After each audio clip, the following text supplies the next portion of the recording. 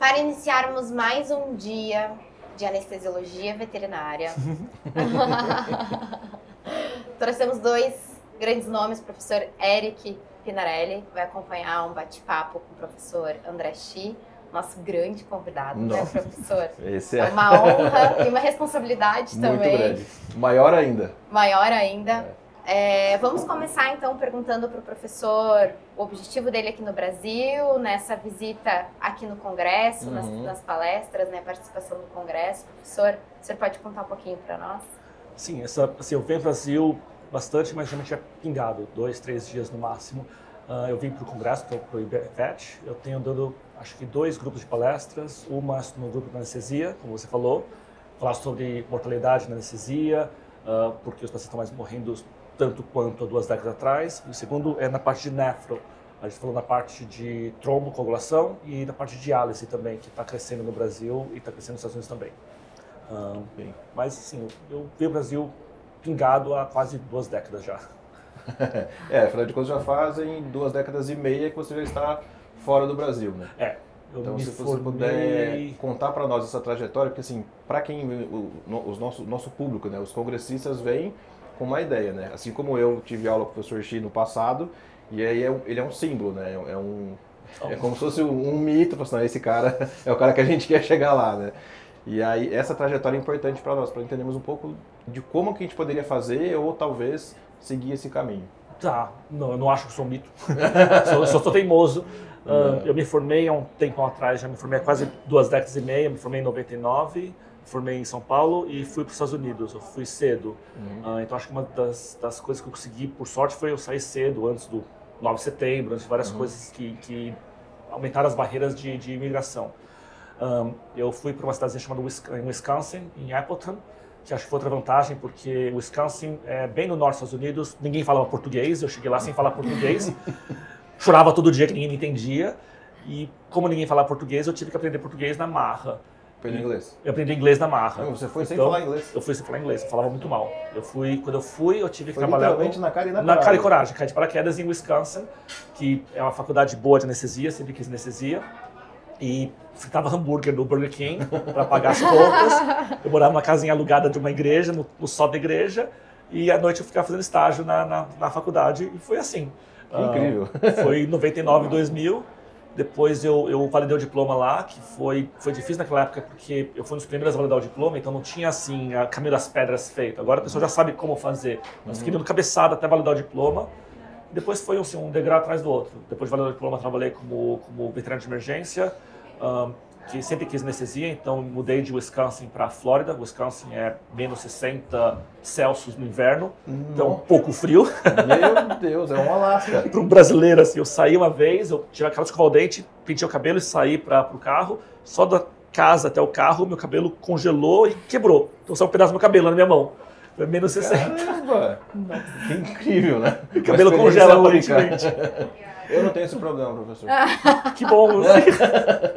Ou já congelou tudo, né? Ou você ficou muito tempo no menos 60. Muito tempo no 60 e congelou tudo e caiu, quebrou. É muito interessante até o senhor falando dessa primeira parte da sua trajetória, porque todo mundo... A gente falou um pouquinho de imediatismo ontem, né, professor Eric?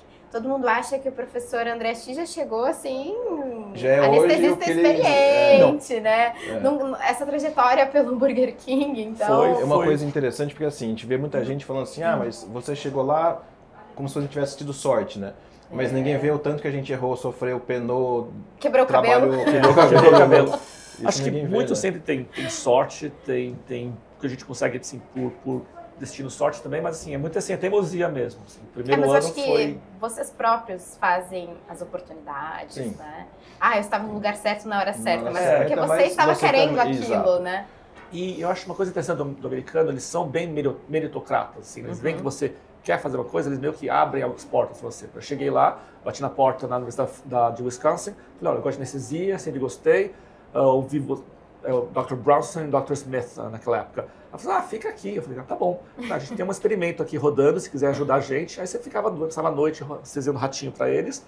Aí você gostava, faz esse projeto. Então assim, eles vão abrindo as portas aos pouquinhos. Ninguém abre as portas no começo, estão sempre testando, né? Mas depois eles vão deixando você passar.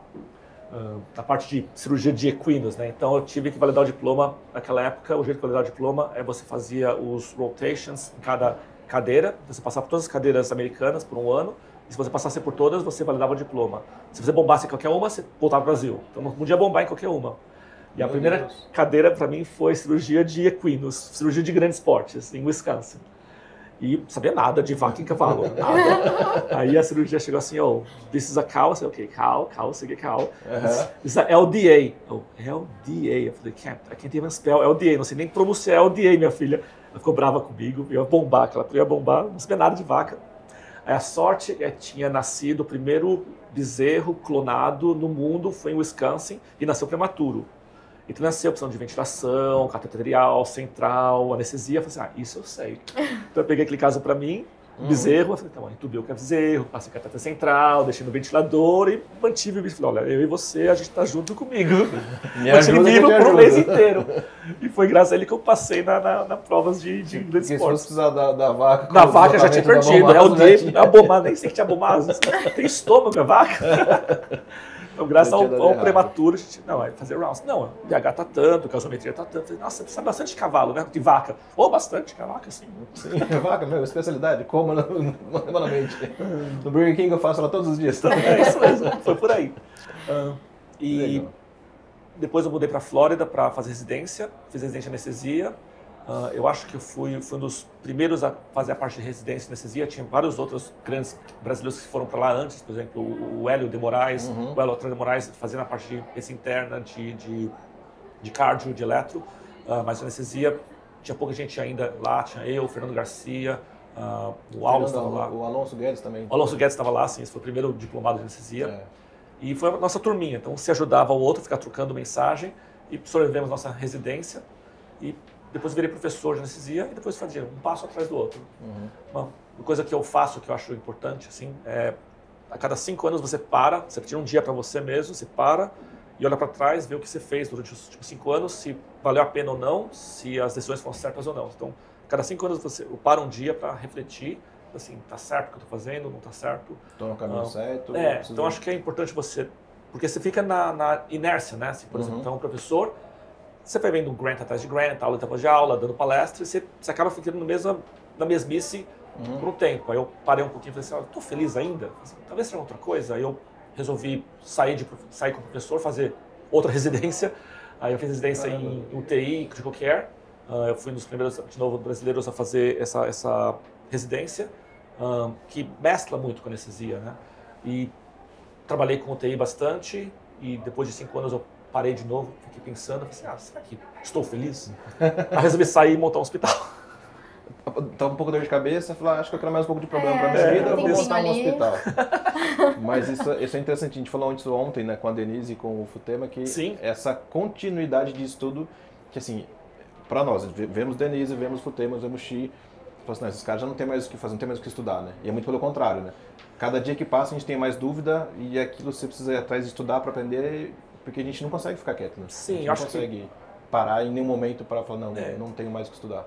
É que eu falei assim, sorte, assim, eu acho que eu achei o que eu gostava da minha vida, assim, sempre gostei de veterinária, sempre gostei de anestesia, UTI, então, como você sabe o que você gosta, você consegue passar e não parece que é um desafio, um desastre, é um desafio. Assim, o Futema, ele foi residente R1 quando era aluno, a professora Fantori foi minha professora, então foi legal ver eles assim no congresso hoje, assim, foi bem assim, interessante ver com certeza. Onde eles estão e o que eles estão fazendo e quantos assim, pupilos eles deixaram. Assim, você vê os diplomados brasileiros dos Estados Unidos, sim, tem o Sakai, tem o Alonso, são todos assim, os pupilos desse grupo. Então os brasileiros são muito fortes na anestesia, sempre foram muito fortes na anestesia no Brasil e também sempre desovaram várias pessoas que foram aos Estados Unidos. Do colégios de especialidades, o que mais tem especialistas estrangeiros é a anestesia. Assim, se o colégio americano de anestesia, uma grande fatia são brasileiros. A gente chama da nossa Brazilian máfia brasileira. E é graças a Fantoni, graças ao Chico, graças ao... assim, eles sempre mandaram os pós-graduandos deles para fora. Falaram assim, não, vocês ficam para fora. E agora é quase uma inércia própria, porque tem tantos brasileiros lá fora que a gente já começa... Né? É mais fácil para alguém vir. Então, acho que para cada faculdade lá já tem um brasileiro na anestesia. É interessante. Incrível. Isso é uma informação que a gente não tem, né? A gente não sabe disso, né? Não é um mercado que a gente imagina, né? Porque isso foi um trabalho que eles fizeram há décadas atrás. O Fantoni, o Chico, assim, eles estão fazendo isso há décadas. Quando passa, todos os professores, assim, estão... É uma coisa que eles não veem imediatamente, mas depois que eles olham para trás, eles dizem assim, nossa, tudo isso que eu criei, eles criaram um colégio americano, se for pensar assim. Na verdade, a primeira escola que teve a disciplina e a residência em anestesiologia foi em Botucatu, né? Sim. E se a gente for pensar que, até um tempo atrás, conversando com o professor Geraldo Heleno, a UFMG foi ter o primeiro professor de anestesia mesmo, como cadeira, em 2000. E olha a idade da UFMG, tendo o primeiro professor em 2000. Então, há só 25 anos. E a Unesp, acho que é desde 1983, se eu não me engano, que tem a residência em anestesiologia. Então, olha o quanto a coisa é importante. Mas mesmo sendo importante, parece que as outras instituições não abraçavam essa mesma... Professor, e como o senhor pode fazer um comparativo de mercado, né? Mercado? Não, mercado de, eu acho que de inovação, o que vocês têm trabalhado lá dentro da área, que seja ali uma parte de inovação para o pessoal eu acho que saber tem várias... um pouco, né? E o que o senhor falou um pouquinho antes ali para nós, que também o Brasil está crescendo bastante, né? Sim, eu acho que o mercado americano afundou essa última semana, mas não conta isso, porque essa última semana a gente destruiu o mundo em tarifa e mercado. Então, falar de mercado agora me dá palpitação. Não, eu digo mercado mesmo da anestesiologia. Não, o outro mercado está proibido. Então, assim, me dá palpitação. Ninguém quer falar sobre isso. Não, porque eu acho que a gente vai ganhar. Não vamos gerar polêmicas. Assim, eu acho que quando eu saí em 99, eu vi a veterinária brasileira crescer, e cresceu em sentido log scale. Eu estava falando com o Cristiano, assim, a gente viu o mercado pet no Brasil, era muito infância, assim. A Cobasa era uma loja de vender ração na nossa época, em 99. Agora você vê as grandes indústrias corporativas. Então, o mercado brasileiro, a tecnologia brasileira cresceram muito. Eu não acho que existe muita coisa que está abaixo dos Estados Unidos. Quando eu saí, eles estão falando de colocar catéter central, não existia catéter central no Brasil. Eles estão falando de fazer curva glicêmica, não existia fazer curva glicêmica no Brasil. Não existia, mesmo catéter aquele de plásticozinho, não existia no Brasil. Colocava agulha, colocava umas esparadrapo, fazia o dono ficar segurando. Ficar segurando por 6 horas lá no hospital Novete. Então, era muito discrepante a realidade brasileira e a realidade americana. O pessoal dava frango osso de frango de galinha. Sim. Ainda era normal. Assim, o meu cachorro comia osso de galinha quando eu era criança. E agora você vê que a tecnologia do Brasil e dos Estados Unidos, eu acho que é lado a lado, é horizontal. Por exemplo, existe diálise tão boa aqui quanto nos Estados Unidos, ventilação tão boa aqui quanto nos Estados Unidos, as mais anestesias do Brasil são tão boas, se não melhores nos Estados Unidos. A tecnologia chegou ao ponto. A diferença é quem a gente consegue abranger nesse alvo. A tecnologia, os serviços existem, mas acho que no Brasil, infelizmente, para esse grupo de tecnologia de especialistas, a gente estava tratando só os clientes muito ricos, os AAAs, porque a discrepância social ainda é muito grande no Brasil. Então, quando eu trago americanos para dar palestra aqui, eu falo assim, olha, é interessante o Brasil, porque você vai ver uma sala, ele está tratando parvovirose, colocando álcool e flambando a mesa. Na outra, eles estão falando de ventilação com inverse eye ratio, com escalonamento de não sei o que lá de nitrogênio. Então, e é na mesma hora, você vê um cachorro assim, tem uma desigualdade social muito grande. Isso reflete a desigualdade de tratamento grande, então, infelizmente. Minha esposa, ela trabalhava no INCOR antes de mudar para os Estados Unidos. O pior erro da vida dela foi namorar comigo. Estava no INCOR, já era chefe do INCOR de cardiopediatria. Aí ela começou a namorar comigo, a gente casou e ela se mudou para os Estados Unidos. Então, ela começou tudo de novo lá. Mas ela fala assim, comparado com o que ela faz hoje lá de transplante cardíaco e o que ela faz no INCOR, tinha a mesma tecnologia. A diferença é que no hospital universitário ela tem 12 máquinas de eco 3D. No INCOR tinha 1. Então tem a mesma máquina, só a diferença é quantos você tem que tratar. Porque um podia tratar o supra-sumo da criança e o outro tinha que tratar massas. Então, essa é um pouco da diferença que é difícil mudar. Outra diferença, eu acho que é a quantidade de veterinários que se formam no Brasil, é muito mais discrepante. Isso cria, assim, o bom é que os colégios ficam muito mais fortes, o ruim é que é difícil nivelar o conhecimento dos veterinários no Brasil, é difícil, tem que ter congressos como esses, tem que ter salas de pós para tentar nivelar o conhecimento, mas como é muita gente, é mais difícil. Bem mais difícil. Tem uma coisa que eu vejo aqui que é diferente, e é até bom a gente comentar, porque você vai ter essa experiência para falar para nós. Tem alguns hospitais que eles ainda não veem a necessidade de ter um anestesista, um anestesiologista cuidando daquele paciente, porque eles falam que eu fui para tal lugar e tem um technician que faz, ele não precisa ser anestesista. Então eles vêm com essa consciência de que não precisaria. Isso também ainda é muito uma realidade brasileira, tanto em clínicas de pequenos quanto em hospitais de grandes animais. Só que eles não entendem que o technician lá ele é extremamente preparado só para fazer aquilo. Sim. E aqui não, aqui o cara faz tudo e ainda vai anestesiar um bicho, né? A gente tem enfermeiras de anestesia, então são technicians. E o treinamento de technicians, eles passam 2 anos treinando para técnico, então eles pegam veia, aprendem a parte de fisiologia, e depois vocês podem trabalhar como anestesistas, como enfermeiros de anestesia, eles podem se especializar em enfermeiros de anestesia, que são mais 3 anos para só fazer anestesia. Então, os meus enfermeiros de anestesia são muito bons. Eles passam cateter central, passam cateter arterial, eles conseguem colocar na ventilação, conseguem fazer ativa, eles sabem os inotrópicos e falam com o anestesista para falar assim, olha, o caso é esse, eu quero fazer isso. Eu falei, tá bom, pode rodar. Ou ele pega o radinho e fala assim, olha, caso está dando problema, entra no centro cirúrgico 2. Eu vou lá no centro cirúrgico e tento resolver o problema. Mas eles têm um conhecimento muito bom. Eles são como as enfermeiras na parte médica, que rodam anestesia pro seu avô, sua avó, minha avó, minha avó.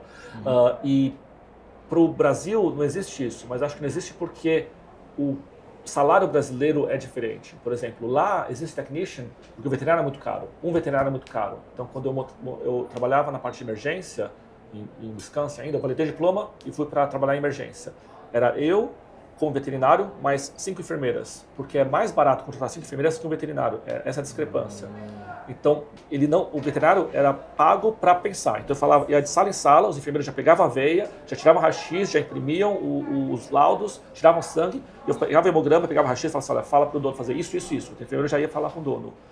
Porque, de novo, o salário de um technician e o salário de um veterinário é muito caro. Lá no Brasil, como o salário, infelizmente, é mais barato no Brasil, você ganha menos,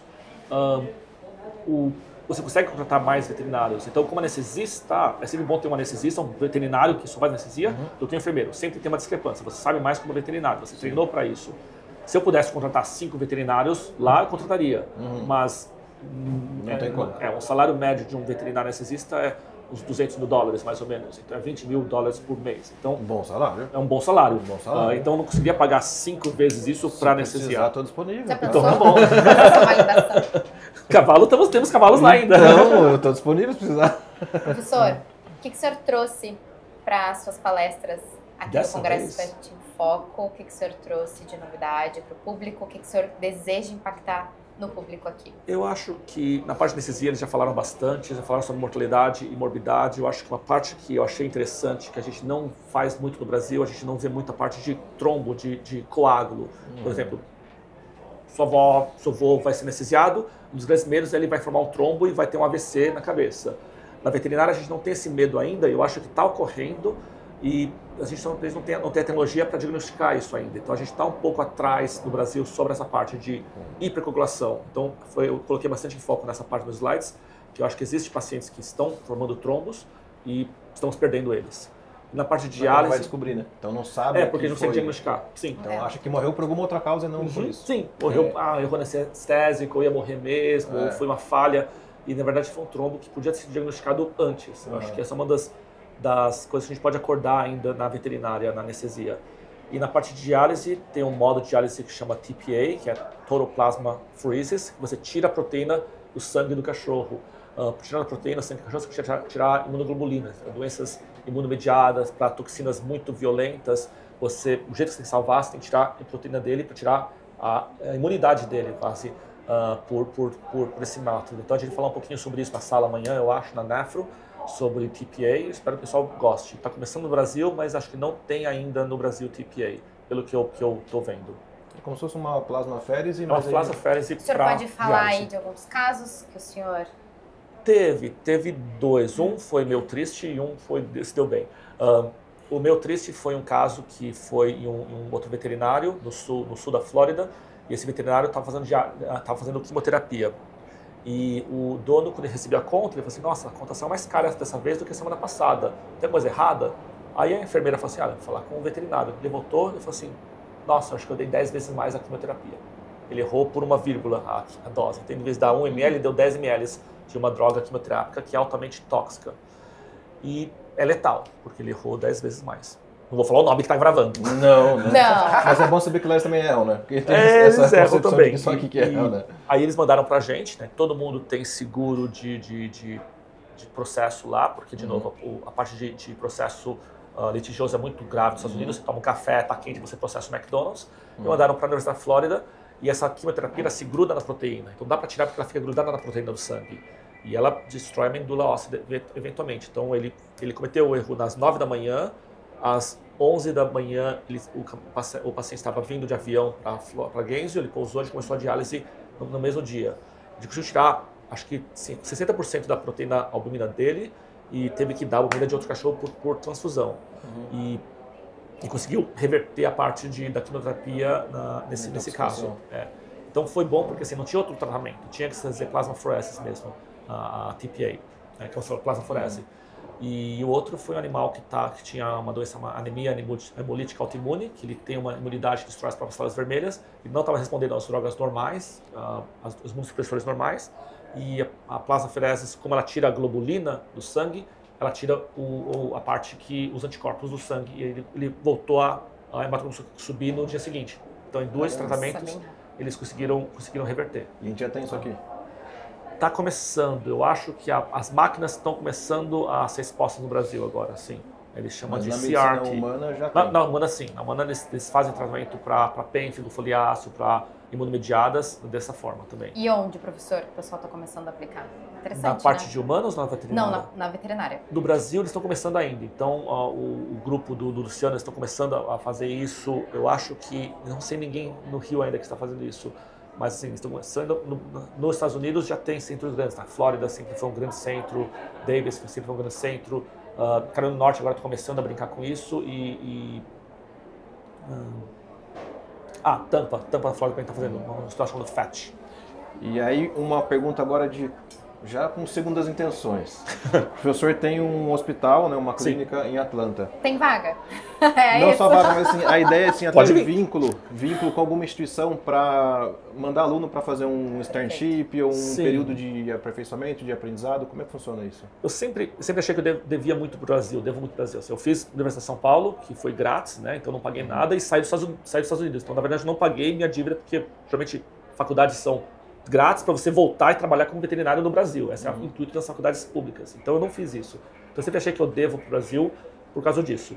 Então, desde que eu estava em Wisconsin como veterinário de emergência, eu sempre dei estágio para os brasileiros. Assim, na Universidade da Flórida, era cobrável para fazer estágio. Eu falei assim, não, os meus alunos não podem ser cobrados. É o dia que eu vou embora, é o dia que eu me demito, é o dia que você começa a cobrar dos meus alunos. Eu sempre fiz questão para os brasileiros, você tem que dar estágio, que eu devo indo para o país.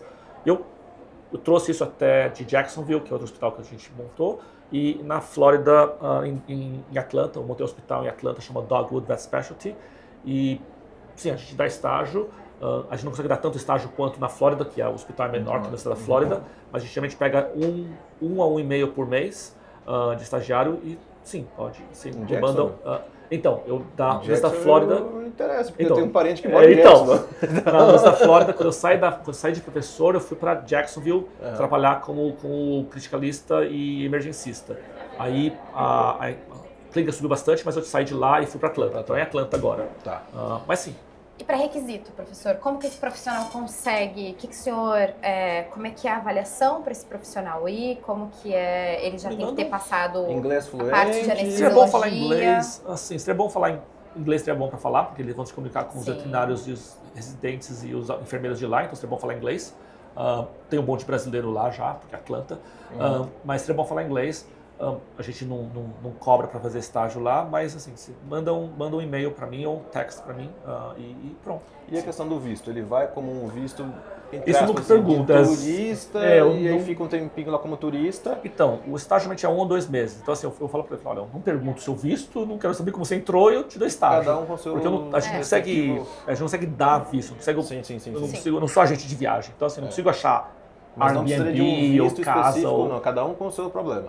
Então geralmente eles entram com visto de turista, geralmente eles estão vão passear na Disney e depois sobem para Atlanta ou subiam para Guinness naquela época. Como é um período curto e não é remunerado, então acho que não existe muito problema. Eu acho, não sei. Vai que eu sou preso amanhã. Não vai. Não. Só vai passear. Você vai passear e vai fazer um turismo lá e aproveitei e visitar um hospital. Pronto. uma visita técnica. Sim, eu acho que, de novo, vale a pena conhecer a realidade americana, vale a pena ver como funciona lá, a diferença lá. Não tudo que americano é bom, um monte de coisa que a gente faz lá está errado e está sujeito à crítica, mas é sempre bom ver coisas diferentes, de países diferentes. André, é incrível. Excelente oportunidade. Incrível. André X surpreende o tempo inteiro. Imagina. Professor, e uma dica para os congressistas, para os participantes, o que o senhor traz de dica para eles que desejam iniciar na área da anestesiologia? Então, de novo, você tem gostado dessa área. Eu acho que o Brasil tem tudo de tecnologia que os Estados Unidos têm. Você pode ficar no Brasil, ser anestesiologista no Brasil, ser muito feliz. Se você fala assim, não, eu quero se mudar para os Estados Unidos, você não precisa fazer residência para ser anestesista lá. Você pode simplesmente validar o seu diploma e ir para lá trabalhar na área que você quiser. Com veterinário diplomado lá, você não precisa trabalhar só em cirurgia ou só anestesia, você pode fazer o que você quiser. O que é um pouco mais fácil, porque agora, para validar o diploma, é mais fácil do que na minha época, em 99. Você pode fazer as provas já aqui no Brasil, que chama ECFGV, ECFGV. Você faz a prova inicial no Brasil, então sem gastar dólares. Depois tem que voar para lá para fazer a prova prática. E hoje em dia existem vários websites que ajudam você a validar o diploma.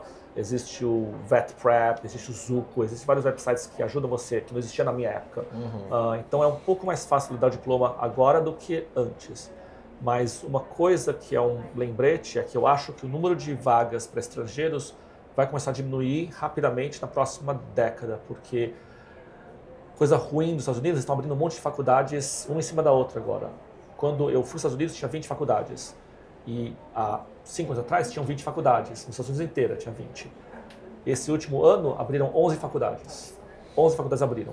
Mas nós ganhamos.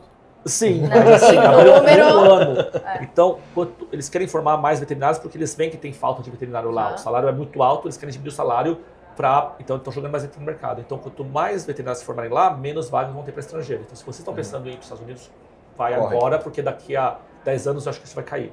Abriu 11 faculdades esse ano, vão abrir mais, sei lá, 11 na próxima década e vão se formar mais gente. Então, é um alerta para os Estados Unidos. Acho que a gente está caminhando igual a Itália, igual ao Brasil.